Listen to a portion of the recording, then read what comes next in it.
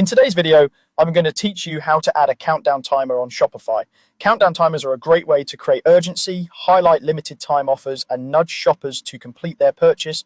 And I'll walk you through the setup from start to finish. First, head to shopify.com and click log in to access your store's admin. Once you're in, go to settings, then select apps and sales channels. From there, click Shopify App Store to open the marketplace where we'll find the tool we need. In the search bar, type essential countdown timer bar. When you find the app, click install. You'll see a confirmation screen. Click install again to proceed. After the app is added, click create a new timer. You'll be prompted to choose the type of timer that best suits your needs. For this walkthrough, I'll use the product page timer so the countdown appears on product pages. Click select this timer type to continue. Now let's customize the content. Edit the countdown name to keep your timers organized. Update the title that customers will see. Keep it clear and benefit driven, like sale ends soon.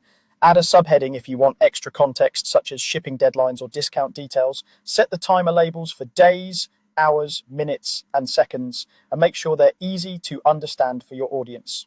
Next, edit the timer type to match your campaign style, then set when the timer will start and choose the end date. Decide what should happen once the timer ends, whether it disappears, restarts, or shows a message, so the experience stays smooth for shoppers.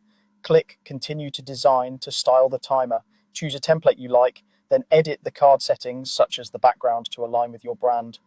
Adjust typography by selecting fonts and font colors that are readable and accessible. Consistent design helps the timer feel native to your store. When you're ready, click Continue to Placement. Select the products where this timer will be available. This is perfect for highlighting specific items or collections that are on promotion.